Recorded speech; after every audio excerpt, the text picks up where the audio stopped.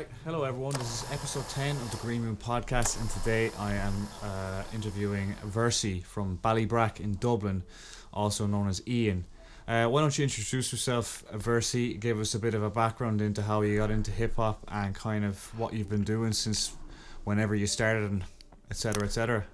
Yeah, thanks for having me on, first of all. I really appreciate it. No hassle. Yeah, my name is Versey. I'm an MC from Ballybrack, County Dublin.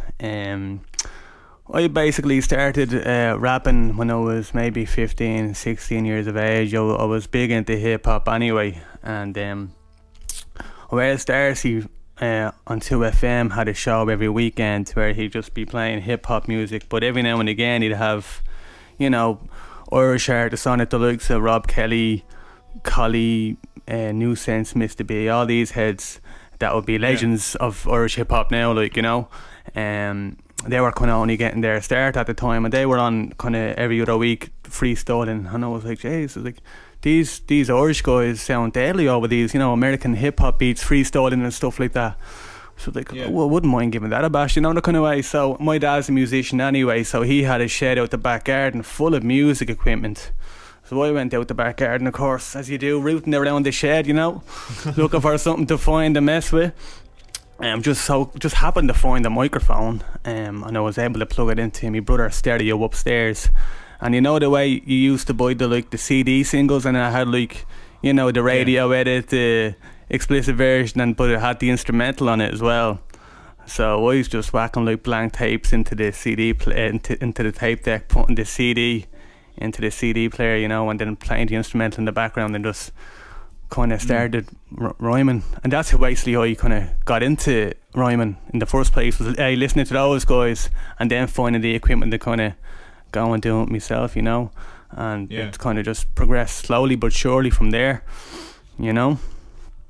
I find that it's a kind of a blatant example of the degradation of a lot of media in general. Is that, like, you bought a CD back in the day and you might have paid more for it, but you got, you know, you got bang for your buck. Like sometimes you'd even get a bonus DVD with music videos. And, the CD-ROMs. You used to put them in the PC and play the music video. it's kind of like the difference between Blu-ray and DVD. Like on DVD, you used to get all the director's cut and the deleted scenes and selections and all this crack, and now it's just the movie at most. And with digital, it's much the same. It's you just get the music and that's about it. Exactly.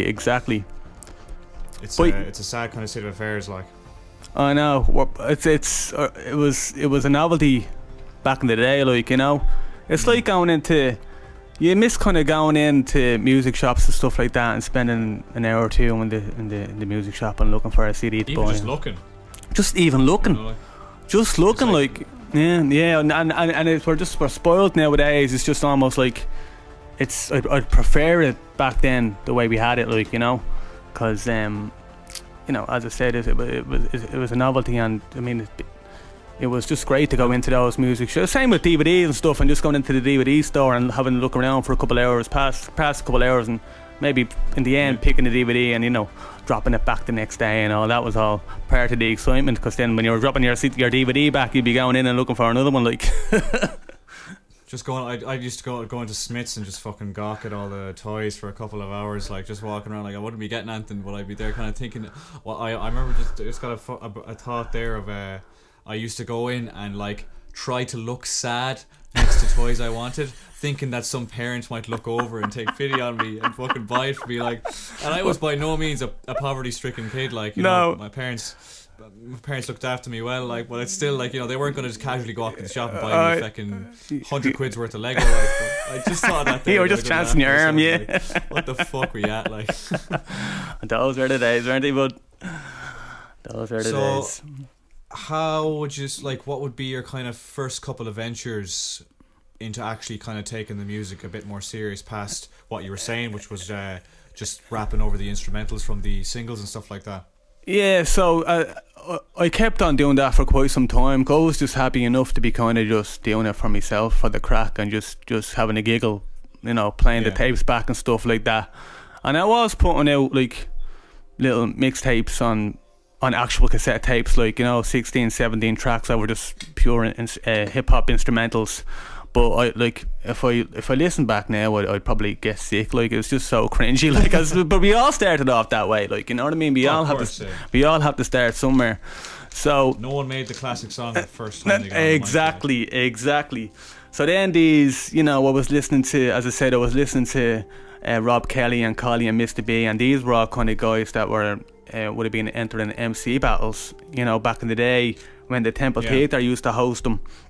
So an opportunity came up. They were looking for people to enter these MC battles. I was like, look, if these fucking lads can do it, like, I can as well. You know what I mean? Thinking I was Billy Big Bollocks. But anyhow, so I entered one MC battle, and it's just turned out to be an absolute disaster.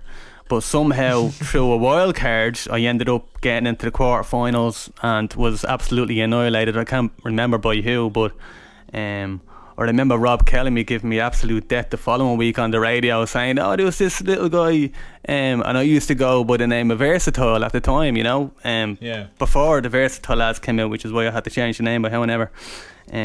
Rob Kelly gave me a bit of stick the following week on the radio, saying, oh, there was this little guy called Versatile, and he goes, yeah, I won't say anymore. I was like, damn, I gotta up my game, you know what I mean? So, but then I was dabbing about in music, doing little bits and pieces, putting out material that just wasn't up to scratch, you know. The lyrics weren't up to scratch, the audio recordings weren't up to scratch, and this is back in the days of Bebo and stuff like that, you know. Yeah. But I still had a little bit of a rep around the area, just like the one rapper from Ballybrack, you know, the kind of way, trying his hand, you know, chancing his arm.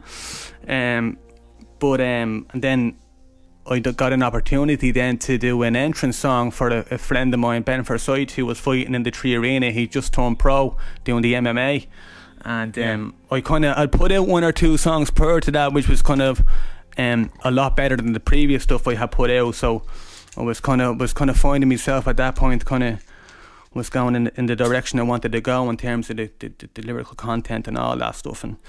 And he was like, look, I'm fighting in the 3 Arena, it's my first, you know, pro fight, and I want you to do a song for me for the fight. And I was like, yeah, not a bother. When's the fight? It was in whatever it was, 6 to 8 weeks. I was like, okay, I'm under a bit of pressure here now.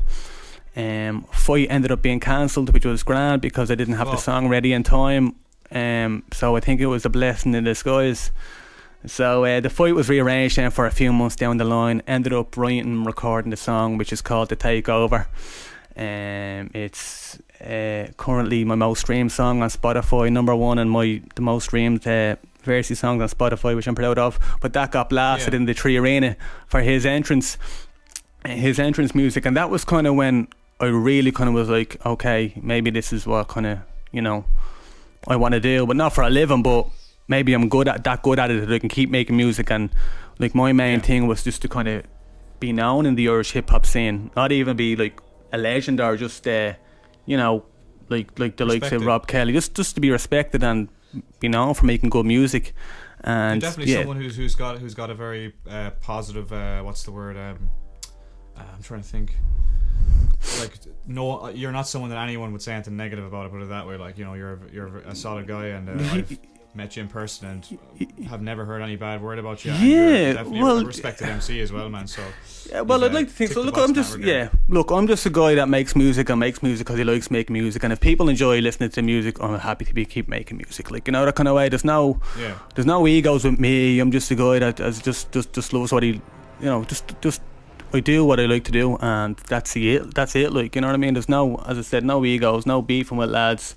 I wouldn't disrespect anybody, you know, talk about anybody, anything like that. As I said, I'm not like, as I said, you met me before, you know the kind of person that I am. Like, I'm just happy to be making music, and if people enjoy it, people enjoy it. Rappers when you're in your mid-30s, like, you know, I'm in my mid-20s, and I would still find that to be immature. Like, I like to talk shite on songs and kind of when I'm kind of talking shit, I'm usually talking about people that from day-to-day life as opposed to other rappers. Yeah, well, that's like it's like me when you hear I mean, you'll hear some of the stuff that I say in the new music that I have coming out, and I'll throw a few digs here and there, but a lot of it's just kind of tongue-in-cheek, you know, that kind of way. You're not trying to start any gang wars, like. I'm not, no. Unlike some people, you know what I mean?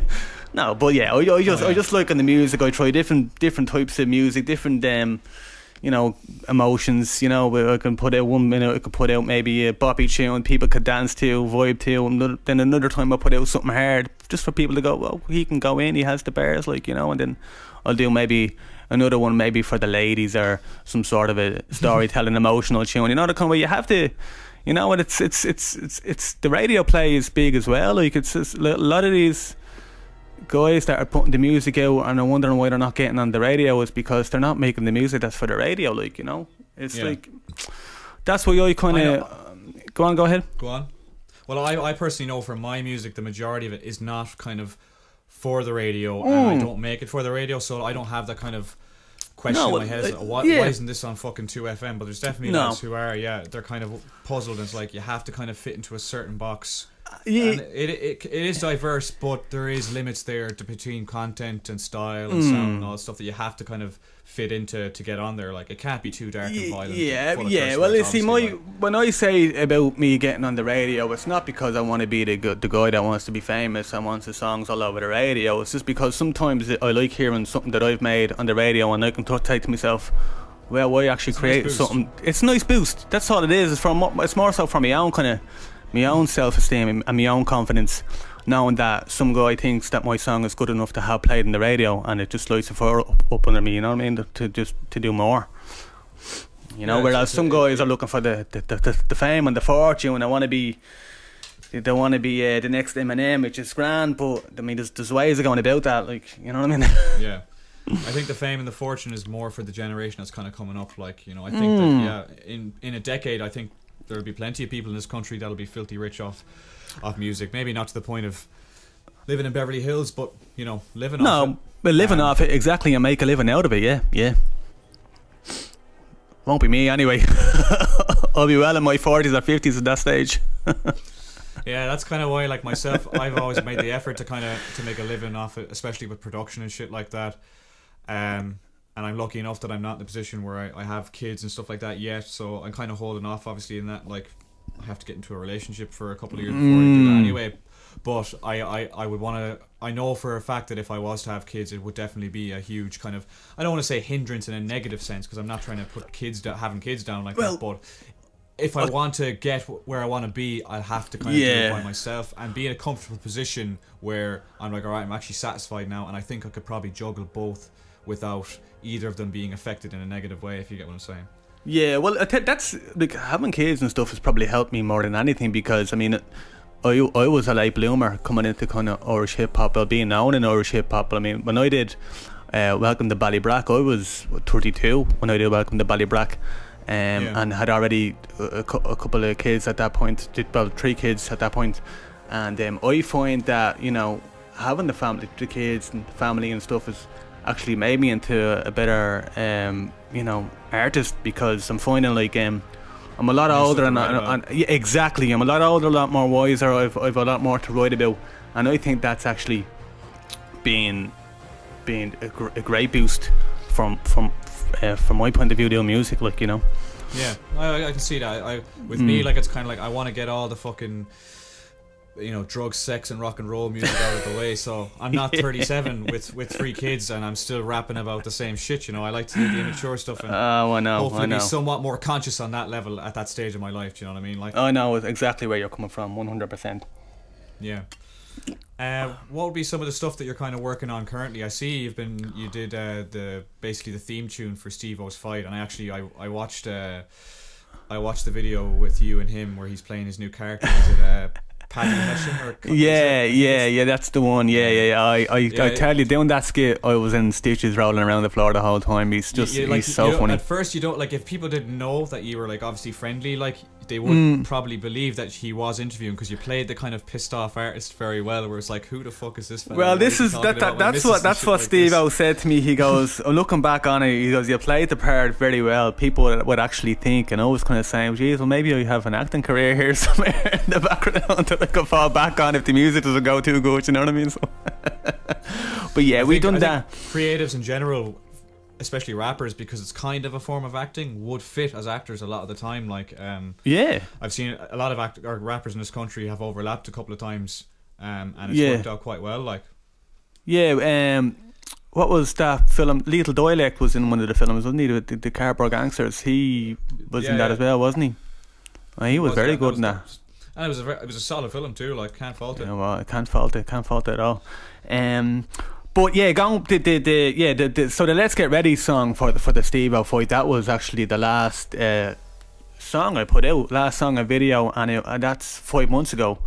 And I can't believe it's I was just gonna say, like, that's why I was like, I have to get my ass in gear for this year and start putting some stuff out, because I'd go through phases where I'd be putting out you know, songs every couple of months, and then I wouldn't put out now for like 6-7 months, and then I'd find it really hard to kind of get back into the whole writing thing and getting back into the swing of things, writer's block, and getting back into that creative mindset. So I was like, this going forward this year, I just have to keep writing, keep doing the visuals, and just keep stay stuck into the music for you know, just 24/7 basically, and just keep going, so I'm not kind of falling off the wagon. And you know, but the Let's Get Ready, that was 5 months ago. I say, look, it's time to start putting out some of this new music. So currently I'm shooting a video for the Chronicles, which is basically a tune that's produced by Freak Show Beats, who I'm sure you're familiar with, Kieran Flaherty down Tipperary. So he produced that one, and basically it's basically telling the, you know, my journey the last 10 years in music. And I thought that would be a nice tune to kind of start off the year with, giving the people a bit of background, like a reintroduction type thing. And then I'll have that song will come out on the 11th of February. The song and the video will be out on the 11th of February. And then I've one there that I'll have coming out after that with Subrime, 1/2 of 10 cents, who's hard with the bars. Subrime is an absolute beast. And then I have a lot of music there after that. I've some solo stuff. I have some stuff with people. I have a couple of joints there with C High that I'm waiting to put out. Just biding me time with those ones. Those are hard as well. Hopefully have some music coming out with Ja1 as per usual. I just have a lot of stuff there in the works. I've enough there to keep me going, I say, for the whole of 2022 anyway. Tune it myself as well for the next. Well, yeah, well, I have I have two of them there, so we'll have that one. That's your thing is coming out in March, isn't it? I haven't. That's a different project. Oh right, my apologies. I honestly don't know about when the Green album would happen, because besides your track, I only have like 6 back so far, and I kind of want to have a good few to choose from. The project I have coming out in March is going to be my own rap project as Attention, as opposed to a DJ Green album, and that'll be a two-part EP probably on Paddy's Day, and maybe 420 if I can fit a part 2 in soon after. Like, yeah, well, look, I have those there for you anyway, but I'll get them over to you as soon as. I'm really looking for. I've know we've been meaning to kind of do something together for a while, but this time I'm doubling up for you, mate. I have 2 there for you. Get them over to you as soon as. And nice one. Yeah, there's no rush anyways. It could be another. I hope it's not another year, but it could be another year before it actually finally comes out, because, as I said, I literally about 50 or 60 guys there that I contacted that said that they all want to do tracks for it. So I'm hoping that I can get at least half of those back, and then kind of have a choice of tracks to choose from, or even a double album if all goes according to plan. Yeah. Please God anyway. I know. Well, sure. Look, you just have to kind of get on with it, don't you? Yeah. You know, some things kind of work out, some things don't work out. You just kind of got to soldier on and get on with it. But sure, look, that's the name of the game, isn't it? What would be some of your kind of favorite tracks that you've worked on since you began? Really, like. Some of my favourite tracks, it's a tough one. Like, some of my favourite tracks are probably ones that you probably wouldn't even think of. I really like Through It All, which is a track I did with Deanie and Ollie Sloan. It's a really personal track, deep, and it's kind of one that kind of slipped under the radar, I think, and it was one I wanted to do a music video for as well, which we kind of never really got around to, but I suppose we could still do at some point. You know, music is timeless, you know what I mean? I don't think you can kind of put a timestamp on it as such. So I was kind of nearly half thinking of going back and revisiting some of the old stuff and putting visuals out for them, just to kind of reintroduce them to, because a lot of people that might know me more so now than they did back then. I might not have kind of heard my older stuff, but definitely Through It All is one of them. Redaction with Terrorists and Redzer is another one of my favourite ones. Of course, that I did one you did with Ja 1, and is it Slick Bullet? I think it is. Oh, that's Want This Smoke. Yeah, that was we did that with Row B, Slick, Ja and Row B. That was the second video I did. We shot that out in Malahide in a great little spot that as far as I know is gone now. But yeah, that one is another one that kind of did really well. We got that on Jarfuck TV, and it did numbers like so. I was delighted with that beat. It's a hard tune, that one, and the video is sweet as well. It's kind of, it's part and parcel really with what kind of works on at least modern YouTube with kind of the younger audiences. Is a hard beat to start, and any video really, like, you know what I mean. But a good quality one obviously is a nice bonus too. Well, that's it. Like I did Welcome to Ballybrack with my guy Alan Dunn, and he did Welcome to Ballybrack, and he did an absolute stellar job on Welcome to Ballybrack. It was, and today I'm still working with Alan. He's shooting my latest video. But I knew after putting out Welcome to Ballybrack that I wanted to catch the people's ear, you know, and the community. I was like, well, how can I introduce myself to the Irish hip hop scene? I was like, well, first of all, I want to get the community of Ballybrack on my side. First of all, how can I do that? Name it, you know, put out an album called Welcome to Ballybrack, but I need something going into that album that would, you know, represent Ballybrack as well. So I did Welcome to Ballybrack, and of course the whole of Ballybrack was all over it from the get-go and was waiting for this video. So I knew when I put that out that would do numbers, you know, because I knew when the build-up, so many people were waiting on it. So once I had the people's ear, I was like, well, that's grand. I need to show people that I can, you know, can do them type of tunes, the storytelling stuff with, you know, the boppy vibes, but I want to show the people that I come with the bars as well. Like, you know, I'm not here just to mess around. So that's when it being a positive kind of themed song was probably more of a lure for people to actually get involved, because it's not just saying, oh, Ballybrack is the toughest estate in Dublin, and you're it's satire. Like, we just it's taking the piss out of Ballybrack more, you know what I mean? And that was the whole, I think that's the reason why, because the comedy element of it was just people could relate to it so much, especially if you're from Ballybrack. And people that weren't from Ballybrack, always getting messages from people saying, I don't even know where Ballybrack is, I couldn't tell you where it is, but I feel like I've lived there my whole life. So many people were able to relate to it, like, you know, when people were messaging me saying, I was having a bad day and I just heard your song Welcome to Ballybrack, and it's that put me in a great mood. And from that moment I was like, yeah, this is what I need to stick at this, like, you know. And then I did the Want to Smoke, as I said, just to kind of showcase that I could come hard with the bars. And it was a very diverse project. Like, there was a lot of different tunes on it.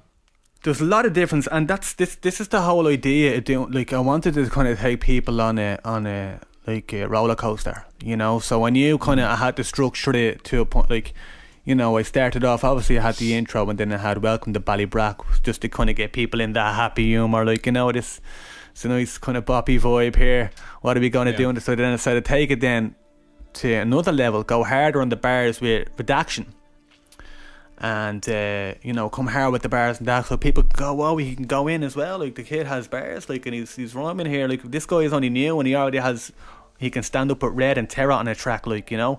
And then I brought it down then with Best For You, which is another one of my favourite songs as well, and just brought the mood right down to a point where you're almost crying, you know what I mean? It's like when you're watching a movie, like, you know, it's like the happy beginning of the movie, it's happy families, then mid-movie it's the action and all, everything going on, then the ending of it is like, it's sad, you know what I mean? So I wanted to kind of bring that the listener on a emotional roller coaster throughout the whole of the album, and I think I did that pretty well. So that's why there's a whole different kind of bunch of vibes on that album, you know, just to kind of bring you through the motions, you know. It's definitely cool to hear you break down the album in that sense, because a lot of people don't actually do that. When you kind of ask them about their projects, it's kind of just, you know, pretty vague kind of. Because like the meanings behind tunes and the purpose, and kind of I often strive to kind of make my stuff a little bit cinematic, like you said, in like a movie. So like it's cool to definitely hear someone else kind of speak about it in that sense. Yeah, well, this is why I called it Ballybrack the album, because it's basically my life story, and Ballybrack is like my Hollywood. So that's why when you look at the cover of the Ballybrack album, it's actually in the Hollywood font. Ballybrack is in the Hollywood font, because I wanted to. I'm just thinking of it now. Yeah, I know. You know, yeah, because people don't ask me, you know, to kind of delve into stuff like that, you know, the kind of way that a lot of the time it's generic questions that you're answering. And I do say to myself, I wish somebody would ask me to break down X and Y song on the album, or ask me about the album and go into detail, because this is stuff kind of people don't know, you know. So it's nice. Go ahead. Go ahead, yeah. No, go on. Well, what I was going to say was like I do kind of, especially with the podcast, kind of strive to like obviously ask the general stuff, but I like to kind of because even the one episode I did earlier with Doc Beats, like we ended up talking about Catholic guilt eventually, like because he said that he was over in Bratislava in a hostel and everyone whipped their clothes off and he was the only Irish guy there and was kind of like, what the fuck do I do? Like, and eventually he was like, fuck it, and went for it. Like, and just it's kind of like I was like, this conversation is not going to be recreated on any other fucking Irish hip hop podcast. So I'm glad I can kind of bring the stories out and a bit of juice there to kind of talk about, because it makes things more interesting, at least for the kind of, because even a lot of my mates tune into this and that aren't necessarily into hip hop, or as you know, they're not within the circle like me and yourself, so they may not be as interested in a lot of the music stuff and nerding out about it like we are. So it definitely, that kind of stuff is like the generic podcast stuff that like people like to hear, you know, a bit of funny stories and all that 100%. Kind of crap, you know what I mean? 100%. But who? Go ahead. No, go on. What are you gonna say? I was gonna say, who would be some of your, I guess, influences in regards to Irish hip hop, or at least some of your favorite kind of rappers and producers over the last couple of years? It's a kind of a question I like to ask some people, because I'm interested. Everyone has a different answer generally, like. Well, my influences would be, like I said, you know, for hearing Rob Kelly, New Sense, Collie, Mr. B, all these guys on the radio, they'd all be my inspirations. I mean, they got me into do music, so it's only makes sense that you know, I was inspired by them. And even today, a lot of you listen to a lot of their songs, Class A's and all that stuff, Terrorists, Reds are. You listen to their music compared to some of the music that was putting out today, and it's nowhere, like, you know what I mean? Some of these guys can't reach their levels, you know, that kind of way. They're 100%, yeah. Their legacies are cemented in the scene for forever, like. Nowadays, you know what? It's weird, because back in the days when I was first starting to listen, when Irish hip hop first came to fruition, there wasn't a lot of artists, so you could kind of nearly listen to everybody, you know, that kind of way, because there was only a handful of guys in the scene, and nowadays there's artists popping up left, right, and centre, and it's really hard to keep up.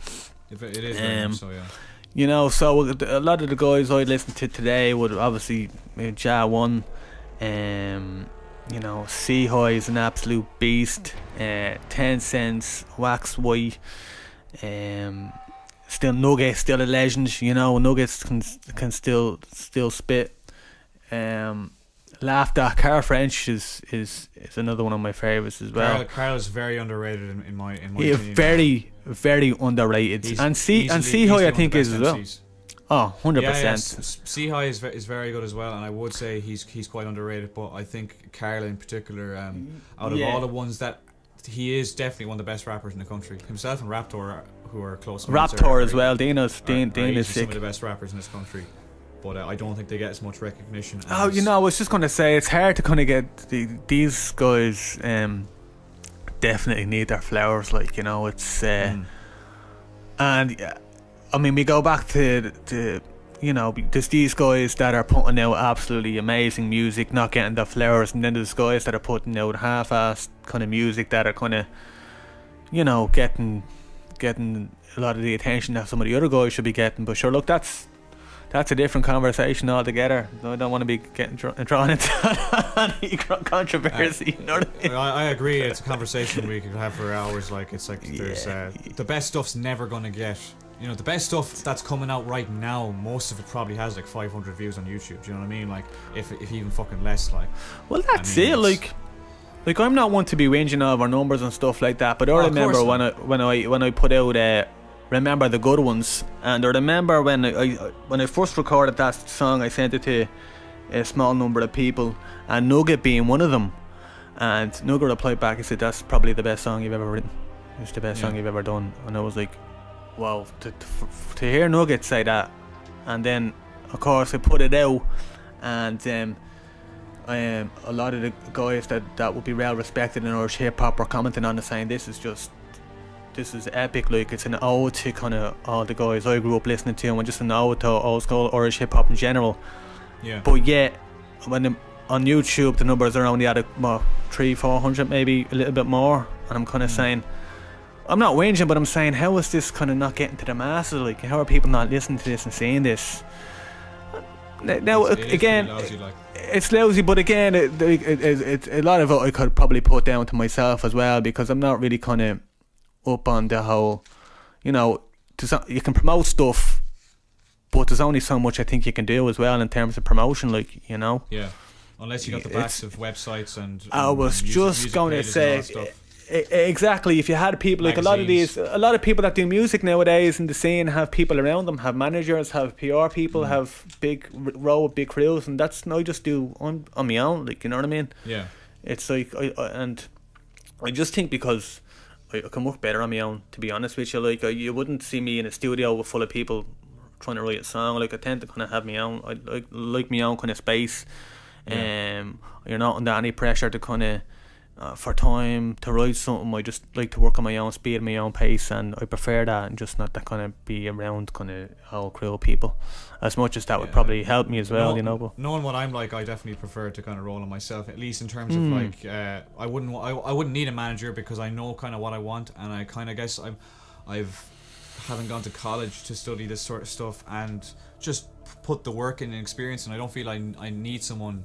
I don't think they could add anything to my kind of repertoire that I don't already know what you mean myself. I feel like a lot of artists, especially modern ones, they don't want to be doing that shit. Like, they don't want to be on social media or, you know, dealing with gig organizers and all that stuff. So yeah, that's fair enough. The manager is helping them out a lot, but for me, it's like, I think you know, if someone is kind of managing even my money and what I'm doing and saying yes or no for me, like, I'd probably go mad. Like, so I just feel better off not having one, to be honest. Like, well, you know, who knows, like, you know. No, and yeah, exactly. And at the end of the day, like I said, well, I don't do it for the money or the fame, because at the end of the day, I don't think any of us are really going to make any money out of doing this, or well, not in the immediate kind of future, but more so just do it for myself. And if I'm happy to be putting out songs and videos, even if it's 40 or 50 views, so be it. Like, you know what I mean? As much as I prefer to kind of get my music out there to the masses and have a little bit of a following, but you know, it is what it is. I'll keep making music regardless, you know. They are, like, you know, the only reason I guess I care in any way about views and streams and stuff like that is because I know it means something to the masses. So it is kind of handy, you know. They will pick something or play something if it's got 1,000 views and a couple hundred likes, as opposed to something that has only 50 views and 10 likes. Their brain instantly goes, this must be somewhat good if it's got this amount of streams and stuff. So it's kind of like, that's motivated me on the promotional side of things, and kind of really kind of figuring out how to kind of push stuff in the right way to do it. Yeah, and that's like that's kind of what I'm gonna try and do going forward this year as well, because I have so much music there, and look, I'm not getting any younger, so I'm not going to be doing this for much longer. I'll do it for as long as I can, but definitely this year I'm going to try and start pushing stuff a lot more. You know, definitely engaging more with a lot of other pages to try and push my music and stuff like that, because as I said, I'm not getting any younger, so I just want to try and put the hard work and effort in before I do, you know, pack the mic away. I wouldn't name names, but I can say that I'd say most of the music magazines in this country have an inbox of messages filled with music I've sent from myself and the label and other music that have never been opened. Like, so like, they're definitely, I'm sure they're getting fucking piles of messages the whole time, which is fair enough, but like, yeah, it can be annoying after a while. It's like, how the hell is not one of our fucking projects breaking through? Because I'm not speaking for myself, but across Bad Arts, you know, we've got Trust on that label, we've got Big Man Davey on that label, and we've got fucking another 6 or 7 really talented guys. And it's like, at least one of those projects definitely deserves to be up there in comparison to 100%. A couple of ones that are. But, yeah, I mean, I'm the same. I don't like I've sent music to people who, you know, who have played my music before, and now I send them music and it's like they don't even look at the messages or anything.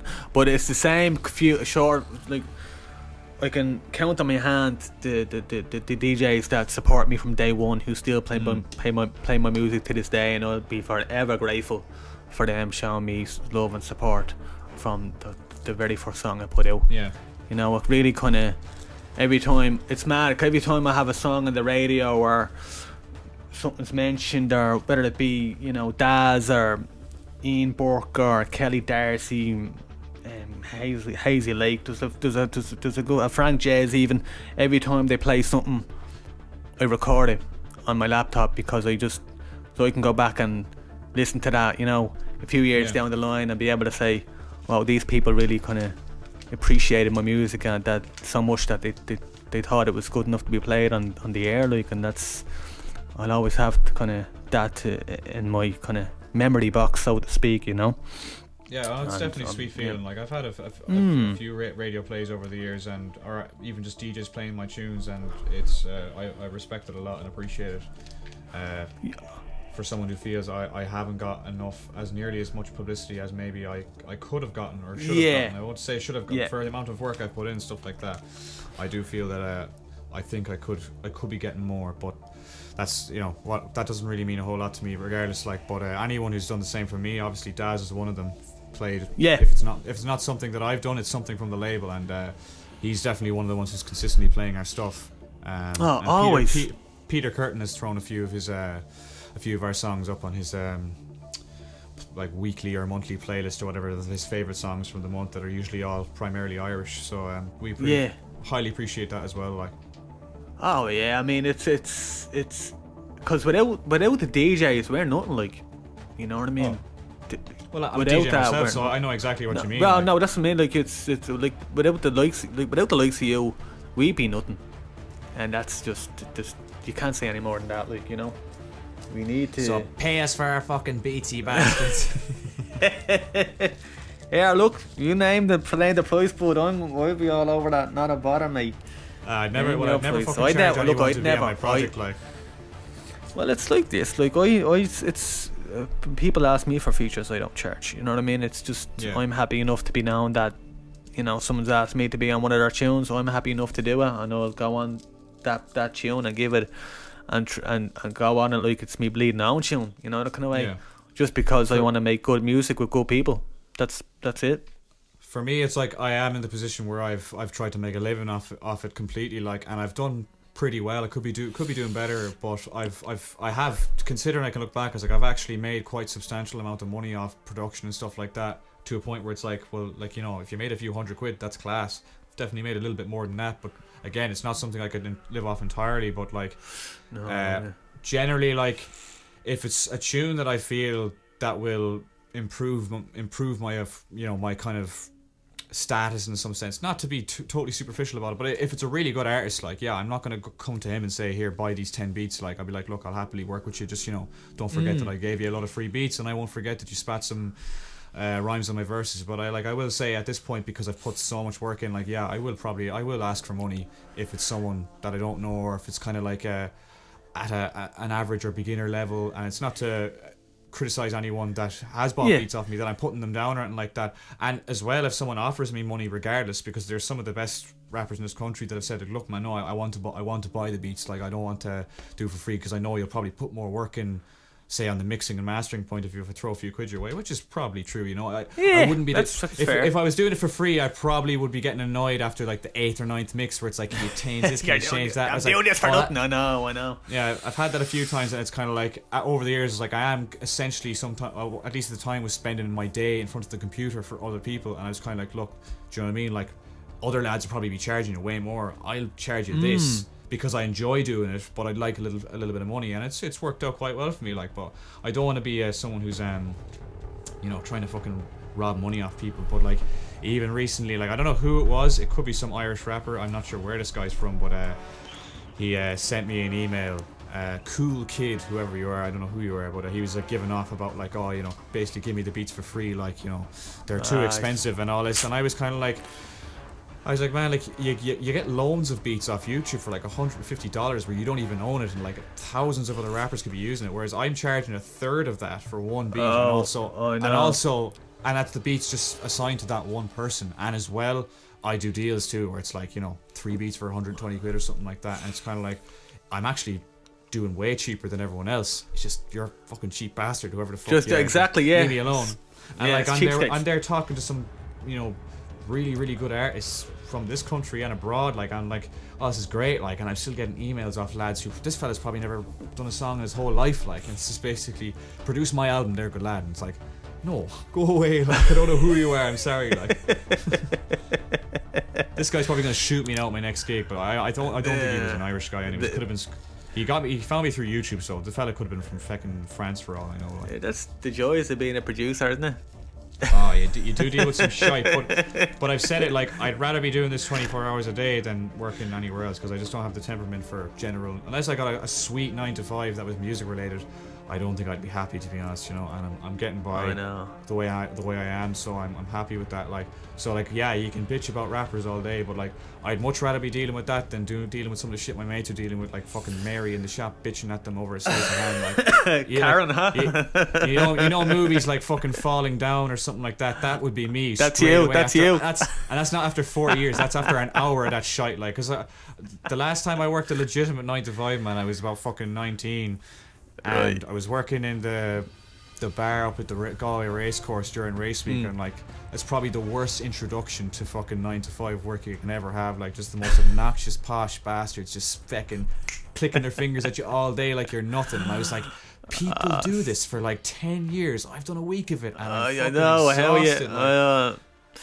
So I was like, okay, I have to fucking take this shit seriously, like.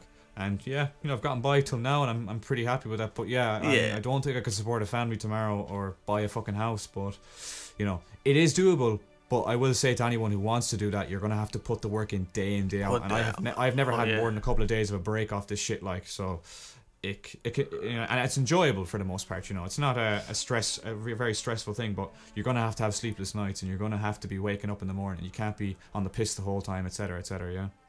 No, I know. Yeah, no. When that's what I wanted to say. She was like, you're working your absolute arse off for, doing beats, mixing, mastering, the whole lot, and you're essentially doing it for the scene, like, Yeah, like I don't make nearly. I don't make money off majority of what I'm doing there, whether it's running the label, mix, as you said, mixing, mastering, production, my own rapping, my own writing, and the podcast, as well as other things outside of music in some creative things I'm doing, like films and shit like that. Is like, I make money probably off one or two of the 12 avenues I'm kind of going down. It's not because I'm shite at it or anything like that. It's just kind of like I'm doing it because I enjoy doing it, and that's the main thing, Yeah, I was just going to say, look, at the end of the day, you're doing what you love doing and you're enjoying it, and sure, look, I know, I was going to say, what more can you ask for? And you're going to say, well, a few more bleeding dineros, you know what I mean? But look, it is what it is, isn't it?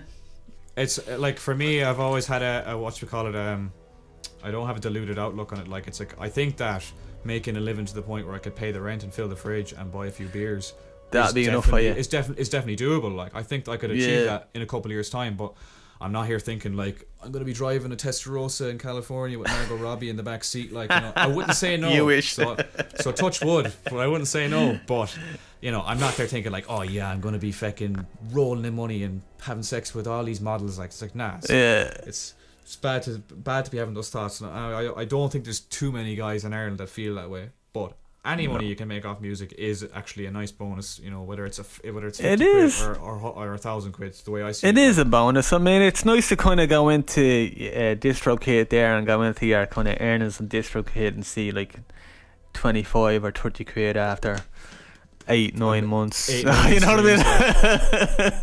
It's because that pays, man, honestly. That I know. Well, look, that's why I pushed Bandcamp so much, and it really was a good idea. It was Hazy that actually gave me the kind of idea for that, because when he put out his album, he put it out on Bandcamp first for a good month or two, I'd say. And sold loads and loads of copies of it, made himself a nice bit of money, and then put it out on Spotify and then back it on the streaming services. That's a very good idea, actually. Yeah, so that's why as soon as we started Bad Arts, that was exactly what we were doing. Is like, look, put the project out or single out for a week and a half on Bandcamp, get a few sales. And it's mostly going to be people who like buying it anyways, but you get some people where it's like, fuck it, I really want to listen to that, I'll just buy it, sure, it's 3 quid, why not? And that's what's kind of kept the label going. Like, we've got a nice little fund there to kind of to keep things going just from the money from music, like, and then stick it out on Spotify and YouTube and whatever else then. But yeah, look, I'll recommend that to all artists. Put it out on Bandcamp. Once you kind of have some sort of a following where people will buy your stuff, I don't think it's a good idea to put out your first single and say buy this for a $5. But once you're kind of at a level where you're satisfied, make yourself a few quid. Why not? You know what I mean? Like, in the end, it's pocket change. But if 10 people, 20 people pay £5, like, it's a nice bit of money, like, you know what I mean? And Bandcamp don't tax you too much, like, so. No, when they have their yoke every so often where the kind of 100% of the money goes to the artist as well, isn't that right? Yeah, I don't know if it's still going on now, but I imagine now that the pandemic is kind of, well, hopefully coming to a close, that they're gonna stop doing that, because it was mainly for the fact that artists were struggling more during COVID and stuff like that. So that's fair enough, and it's a nice thing to do that. Yeah, and I noticed you're kind of you're like, you have your support, your casual supporters, and you have supporters who really support the scene and go out of their way to kind of to buy the music. And I know you buy a lot of the music on Bandcamp as well, other artists' music as well. Oh yeah, I do my best to buy it whenever I got a bit of change, like just to be sound, like, you know what I mean. Especially, and that kind of goes back to like people like you, kind of keeping this scene kind of, moving. In a kind of way, because they're buying the music, and the more people buy the music, the more music people are going to put out. Yeah, I hope if I've bought anyone's music, I hope it's motivated you in some sense that this you make a bit of money, like, because I'm not going to buy your music if I think it's shite. Put it that way, like, all the stuff I'm buying is because I like it and I want to listen to it, and I want to show support, like. So I mean, if that's the way I'm thinking, I imagine everyone else who's buying it is thinking the same thing. Exactly, you hit the nail on the head there. Hit the nail on the head, bud. We've been very lucky at Barrett's. Like, we've got some supporters that buy our stuff for 30-40 quid at a time. Like, there's one girl in Limerick that literally buys all of our stuff. Like, I've never met her in real life. She's a very nice girl. Shout out to Laura Ryan. Right. She has consistently supported us from the get-go. Like, just obviously took a good liking to our stuff, and a few more people like that support us in that sense. Like, it goes a really long way, and it really means a lot to all of us, like, that someone would do that, to be honest. And it shows come here, one person. Do you have Bad Arts merch? Do you have merch, like? Well, that's a bit of an issue at the moment. Right. Been waiting on it for quite a while. I won't go into too much detail about it, but there's been some bullshit with that, I put it this way, and supposedly it's on the way. I'm hoping it's finally on the way, but yeah, I was hoping to have that out for Christmas, but whatever, shit happens. But yeah, no, that there will be merch. I'm hoping that it's actually on the way, and yeah, hoodies, jumpers, t-shirts, jackets. I have snapbacks, but they didn't get done yet. I'm gonna do them with a second batch whenever I go around to doing that. But yeah, like, I ordered it from Warden's, the blank materials, and then I sent them off to someone to get customized. But I don't know if they're going to continue doing that anyway. So if I find someone else, if you're interested in yourself, and I can find someone else that's customizing at a good price, I'll put them onto you. But yeah, it didn't cost too much. It was like €6 per print, and like the most I was paying per item. Like, obviously, if you buy more, it's cheaper. But I was kind of going for like the cheapest that was decent quality and was something I'd wear. And people would pay for, like, I'm sure people will pay a few quid for this because it's decent quality and all that stuff. But yeah, I probably bought about 400 quid's worth of stuff, and like, if the calculations are right, we'll make a nice profit off it, which obviously isn't the main thing, but the way I see it, most of us have all worked for free. It's nice to know that someone's going around rocking your stuff, like, you know what I mean? Oh, exactly. Yeah, like some randomer's going around rocking a Bad Arts, snapback or a jacket or something. Oh yeah, like I really respect that, but as well as, like, the way I see it is kind of like this is keeping us afloat too. Do you know what I mean? And like, if we get this little bit of profit, we can invest again and maybe even start a business, kind of more, even just a clothing line, as opposed to necessarily just Bad Arts merch. So I'm just thinking the bigger picture here, like, and because I do this full time, I've got the kind of time and space to manage this shit and run it, while a lot of the lads are kind of have their families and their 9-to-5s and stuff like that. So I'm happy to do it because it keeps me busy as well. Like, I'll happily be busy all day doing music related shit, whether it's profitable or non-profitable. Like, so yeah, that's kind of one aspect of it I want to expand to, like, is even just make it into a clothing line of kind of just clothes I'd wear, and I'm sure most people would wear as well. Like, Well, that's it. A lot of the there's a lot of Irish hip hop artists out there now that are kind of bringing out their own merch and stuff. Costello stuff. Costello. Well worth the price as well. It's top. Yeah, and go on.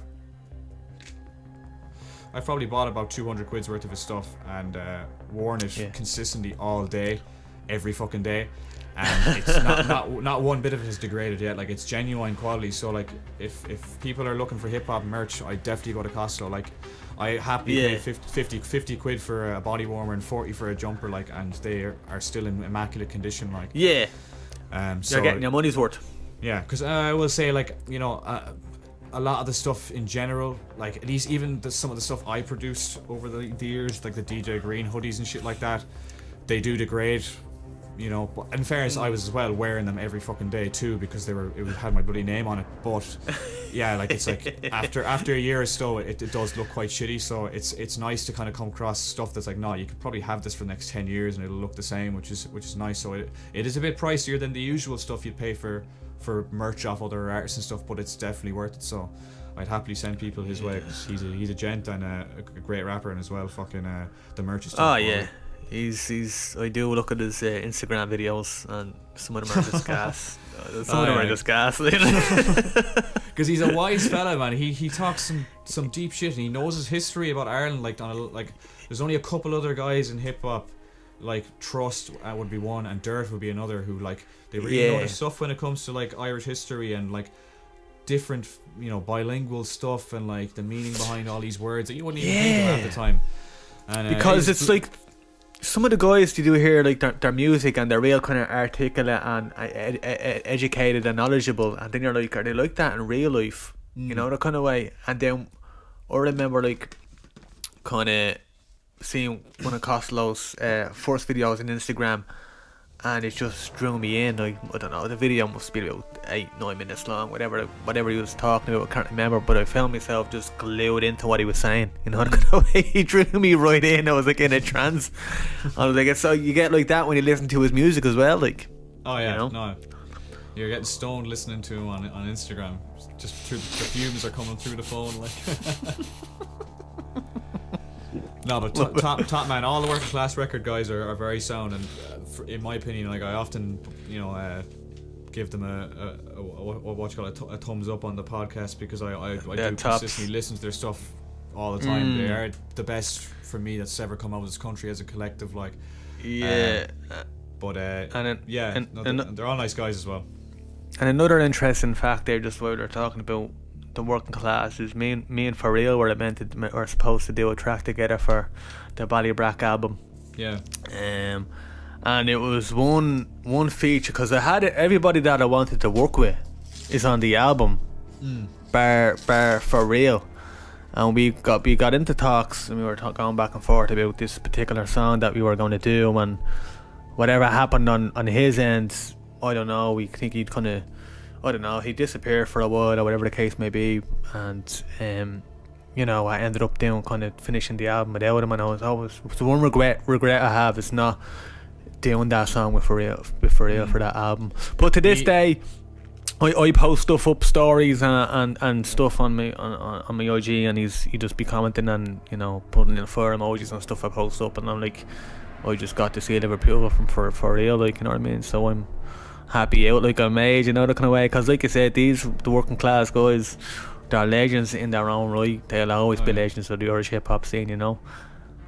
And this is the opinion of the working class record lads as well, is that, like, For Real is literally fucking an absolutely lethal MC. Like, you'd especially hear that on the Equilibrium album with himself, Cal, and Costello, which in my opinion is the best Irish hip hop album to ever come out. Like, yeah, I was only talking about, I think it might have been C High I was talking about it with, and I was just straight up saying, like, that man, no, it was Big Man Davey actually, I was saying it to, and I was just saying, like, the way he can have a verse literally rhyme the entire way through, and it's just pure fucking nastiness. Like, I mean, especially the one in Sharon's Pirates on the Equilibrium album. That verse is literally one of my favourite verses ever. Like, and he's easily one of the best rappers I've ever heard. It's not even just a case of in Ireland, like, I mean, there are a couple of guys in this country that are at that level where it's like, it's not even a case of just saying they're the one of the best in Ireland. It's like, no, like, I mean, there's not many other rappers I can say that are rapping on that level, in my opinion, like. But yeah, he's an absolutely lethal MC. And a lot of these guys that kind of you referenced there are not even making music anymore. You know what I mean? And they're still top of the pile. But they were putting this music out in X amount of years. Like, that's one thing about For Real, is I wish he'd bring out more music, you know, that kind of way. I think he's stuff coming. I think I seen him post something with Dubzino there a while ago, and yeah, I saw that. So I think there's just some stuff there in the works, which I'm really looking forward to hearing. He said he's down to do a track with me at some point. I know I meant to go up to Fly to be on his podcast at some point. We've been talking about it for a while, and I said I'd meet up For Real and whoever else and get to know them a bit, because I never met him in person or whatever. But yeah, if I could get that down, like, it'd be sick. I've kind of talked to all the lads from Working Class Records, and we've had kind of very, very slow talks about getting stuff down. But like, I know they're all down, but obviously I know they're working on a lot of fucking sick projects, and I've heard actually snippets that I won't go into detail about because I was told to keep my fucking mouth shut about it. Yeah. I've heard some snippets of some of the stuff that they're working on, man, and Jesus Christ, like, it's on a whole new level, like. But that's those as far lads as I are go sound. Yeah, the Working very, Class very guys are sound. They did a gig up in Bray there about 10 years ago, which is just up the road from me, and I went up to the gig to watch them, and they invited me up on stage to do a few bits, and I got talking to For Real and Lethal Dialect and Costello, and they were just super nice fellas, nice fellas. And even Lunatic, God rest his soul, when I was back doing the MC battles, back in the day, there was an MC battle that was on in UCD here in Dublin, and Lunatic was in the battle as well as myself. I actually annihilated the guy, but because, you know, it was the crowd kind of just were on his side, because I was the unknown guy. But I think it was a guy from a group that was called Project 77. I don't know if you ever heard of them. You might have back in the day. They were very good back in the day. But anyhow, at the end of the night, you know, there was a cypher happening on stage, and I got up on stage, did a few bars, and Lunatic came over to me and says, "Look, we're going to do a song together." I was like, "What?" He goes, "Yeah, we're going to do a song together." And now, it never happened, but just for him to kind of, you know, think I was kind of good enough to, you know, for him to ask me to jump on a song with him, I was delighted, like, you know. But again, it was another thing that kind of never happened as well. So, you know, the Lunatic feature never happened, the For Real feature never happened, but maybe the For Real feature will happen at some point. I'll have to kind of try and touch base with him again and see what the crack is, see if we can pick up where we left off, you know. Do you want to fire away with some more questions, or what way do you want to? Yeah, well, I was actually going to fly in with, I was just about to say, because you mentioned Lunatic, like, he, in my opinion, literally, he breathed new life into the Irish hip-hop scene, because there's kind of a grey area there in terms of, like, for at least from my knowledge of it, of great stuff, kind of after kind of Scary Era kind of maybe went a little bit under the radar. He kind of brought it back to life and probably shot so much kind of inspiration into a lot of people. And I mean, without him, would Working Class Records have ever come together as they did? Yeah. I mean, and like all the projects that budded out from that, from Street Literature to GI to Cal to For Real to all those guys, like, it's absolutely insane, like, the amount of top quality projects that have come out of that. The Working Class guys, they're just, I mean, I remember one of the first Irish hip hop albums I bought was Urban Intelligence, was the A New Era. That's very old school. That's like 05, 06, like. Yeah, it was A New Era, and you know, Lunatic was on that, obviously. For Real was on it as well, and it was kind of my first time hearing these guys. I went out to a gig. What gig was I at? I don't know. I went out to a gig, and the Urban Intelligence guys were supporting. It might have been, it could have been Lloyd Banks, I think it was. I'm not quite sure. I think they had the Urban Intelligence guys had CDs, and I took the CD home with me. And honestly, I played it back to back. I don't know how many times. It's just, from start to finish, it's just solid. And even now you go back and listen to it, it's an absolute classic. And another one was the Street Literature album as well. Products of the Environment. Definitely one of the best ever come out. Like, that tune, "Give Me a Reason," is one of the best Irish hip hop tunes ever. And a funny thing about that, I've mentioned this so many times, because I was always curious about it, was the intro to the song, what that snippet, the voice snippet, was from, and I thought it was some fucking mad underground 80s like a conspiracy film or apocalyptic film or whatever. And eventually, once I got to know GI, I asked him like, "What's that fucking from?" Like, and he's like, "Oh, it's from Scrubs." And I was like, "What?" It's the, I don't know if you remember, it's the one where the woman is talking about how like she feels like a lot of the stuff that's happening in hospitals with people getting sick and dying and kind of is not by accident, and this was kind of reflecting on the way the world was with war and famine and all that stuff. It's not kind of something that just happens. There's, you know, some cases a conspiracy or a plan behind it. And he just said, "Yeah, it was in Scrubs." I was like, "Really?" I was looking for it for years and couldn't fucking find it, and I just looked it up once then. Scrubs. I never watched Scrubs really, so I know the basis of it, but I never watched it, so I didn't know who the characters were or any of that. So I was very, very surprised by that. I was like, if you don't know it's from Scrubs, it hits so much harder. Like, and I've always said it whenever I play for the boys who wouldn't be so versed in it. It's like, do you know that's from fucking Scrubs? Like, it's like, yeah, I wouldn't have thought that. Like, it sounds so deep and like, you probably wish you never found out now, huh? Fuck it, like, do you know what I mean? It's a funny thought. Like, I mean, I have some stuff like that as well on tracks where like, it's like, that's literally from SpongeBob or something like that. It's like, but it just happened to say something, like, because especially with the field literature stuff, I don't know if you're aware of the group that I have with me and Jason Trust. Like, a lot of the stuff is kind of conspiracy based, inspired by a lot of the working class record stuff. But like, for this project that's been in the works for God knows how long, like, I've just been collecting snippets from movies and shows and all this stuff that I feel like would work on some level with it. And sometimes it can range between like some 18s horror film to some children's cartoon or some shit like that. But it's like, if people don't know the context, like, they could easily have that and apply that to, you know, whatever you're talking about, whether it's something as serious as war or famine or economics or the way the world is kind of going in this current climate and stuff like that. So it's definitely something I really enjoy doing, especially, and it does add to the kind of cinematic element of 100%, albums, like. yeah, 100%. I was going to say something to you there now and I can't even remember what it was. So it's gone. I've lost it. I can't remember what I was going to say. My apologies. Oh, you're alright. It happens. I would say that the inspiration for me using a lot of kind of, because it is kind of a signature thing where I nearly have an intro and an outro from a movie in almost every song I do. It's like Jedi Mind Tricks and like Immortal Technique did a lot of that stuff, and I think like songs like, say, what's it called? I can't remember what it's called, but it's an Immortal Technique song, and he samples, you know, Money Money Money by ABBA, and it's about like big, rich, white, greedy oil tycoons and stuff like that. And he uses a snippet from a movie called Network. I'm not sure if you've seen it. I don't think I've it's seen it. It's a Sidney Lumet film back in the 70s, I think it was, or early 80s. And it's about like it's basically the serious version of Anchorman. It's basically a news anchorman in America ends up going crazy one day and just saying basically the news is bullshit. Here's what's actually going on in the world, and he creates this movement in America. And at first, the news guys or whatever, like, we need to get this guy off the fucking air, like, he's an absolute lunatic. And then they look at their ratings and they've flown up like to astronomical levels, so they keep him on and let him have these breakdowns of him just going mad and talking about, like, you know, as we've mentioned before, war, famine, and the banks, and how there's so much seediness and hardness in the world. And at one point he gets basically contacted by this guy who I would assume is meant to be some sort of member of the Illuminati, right. And he basically appeases him. He goes, "Yeah, you're right, like, this entire world is bullshit. There's no countries, there's no, you know, presidents or government or democracy. It's all money, every last aspect of it.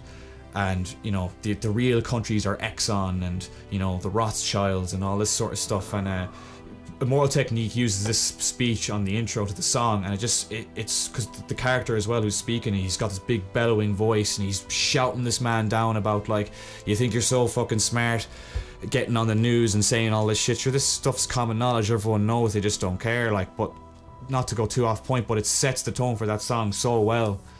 Man, I gotta see that movie.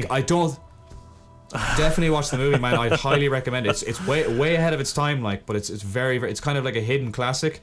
But it's Sidney Lumet. He's done a few very good movies that you probably know of. I think he did Serpico, and he did He did Dog Day Afternoon and stuff like that. Very good director from that era.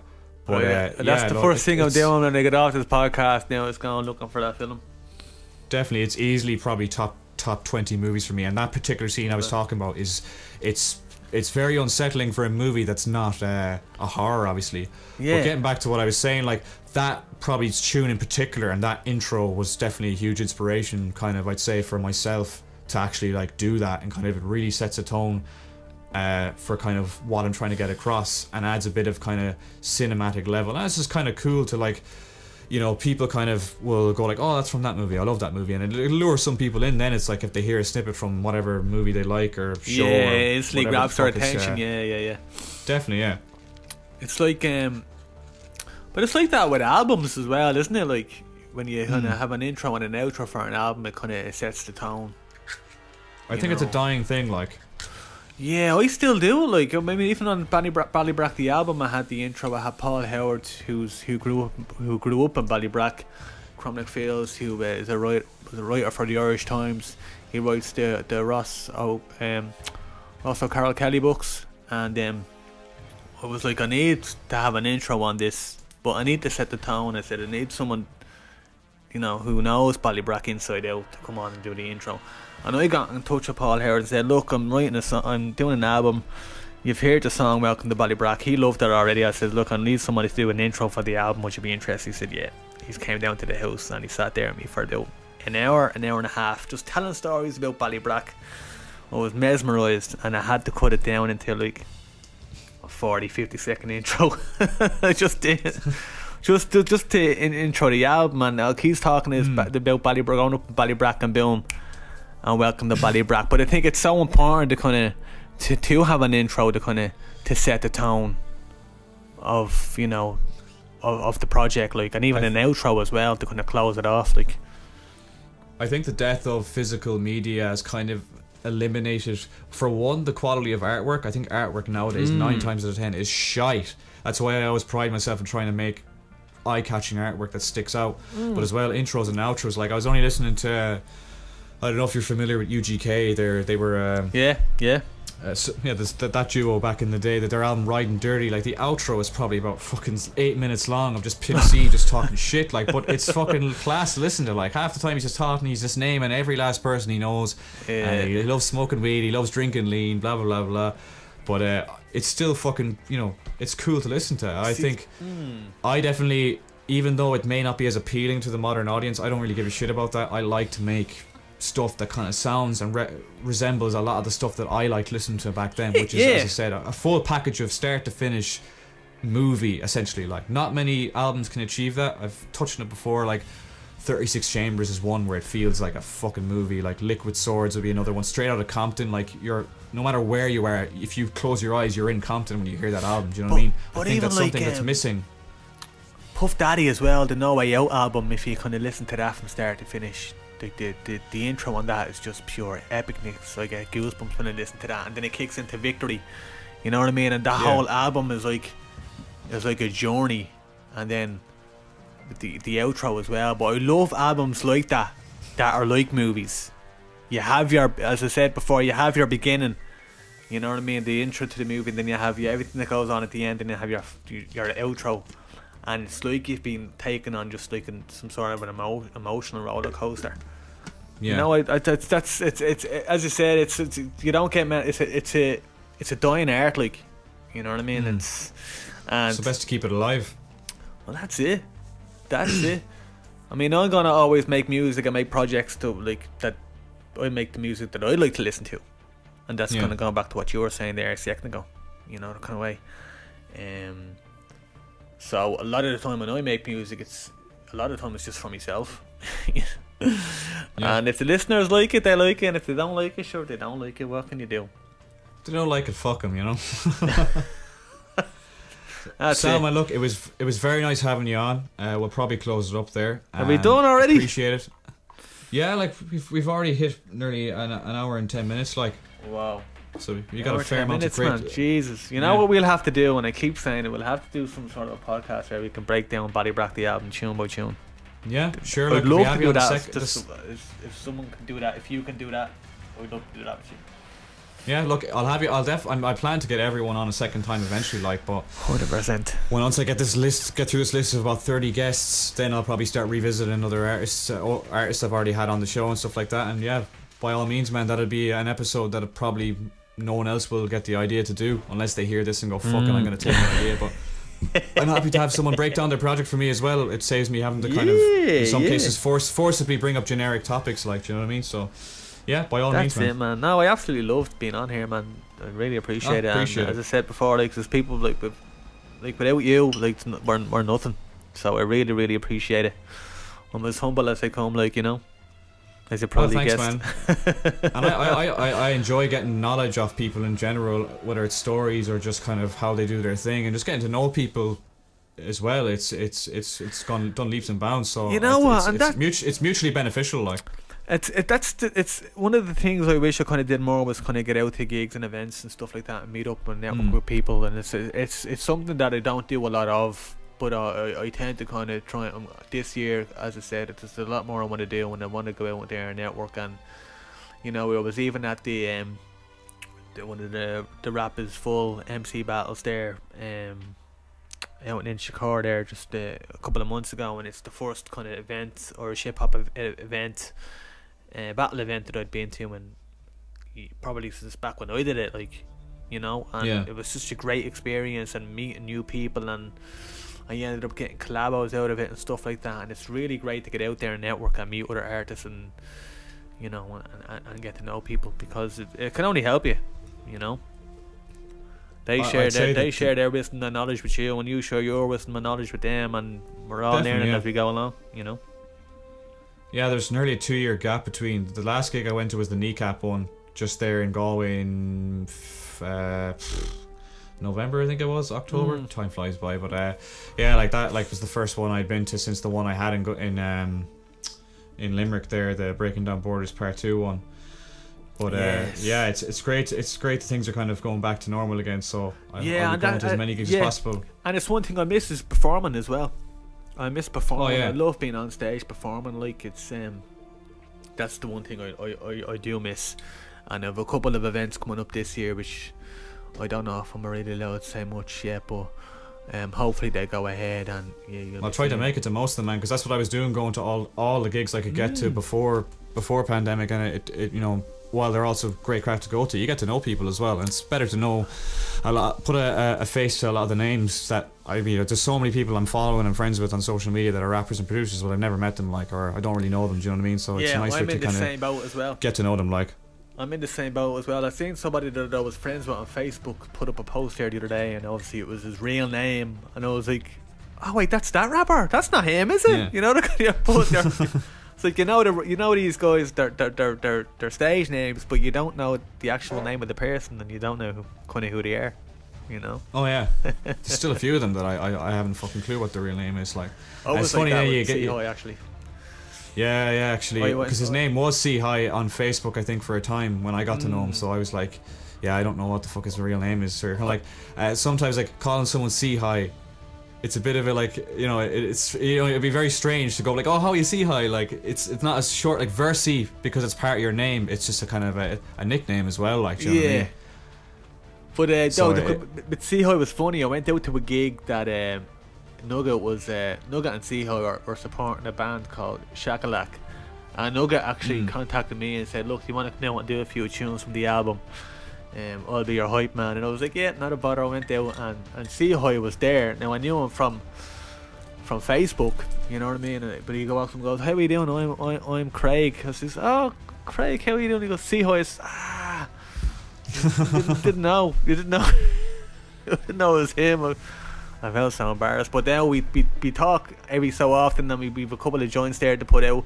A lot of new music coming out. I have some tunes there with Ricky P as well. We've sitting on a couple of bangers there waiting to put out. And obviously we have a couple of collabos coming as well. Yeah. Myself and yourself, Ja Warner has some stuff with 10 Cents, Subrime.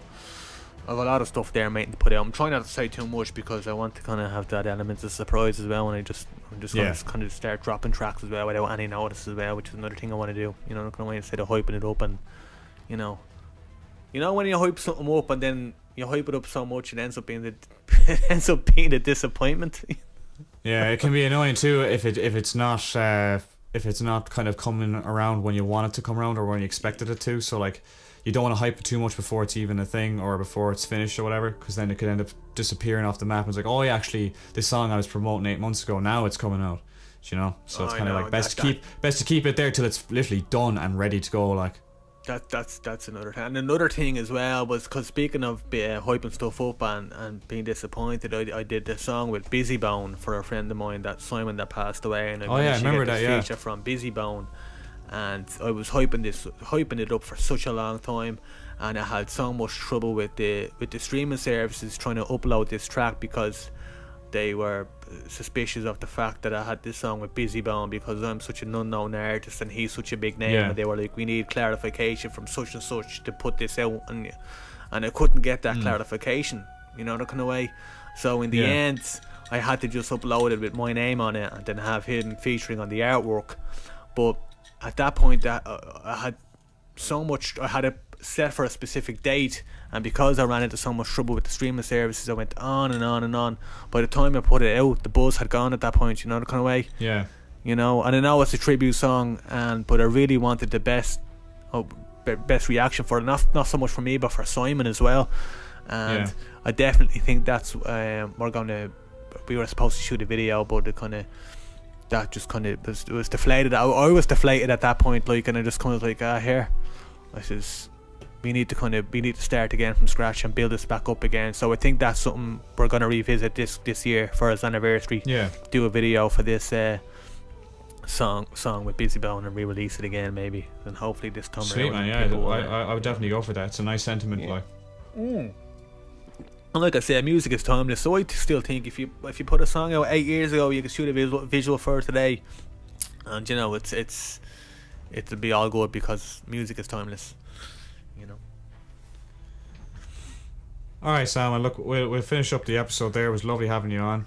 Thanks for having me. As I said, definitely happy to have you on a second time, and good luck with all your future endeavours. And you also, Connor, thanks very much for having me on. No hassle, man. Alright, look, I'll chat to you soon. Cheers for coming on. Cheers, bye-bye.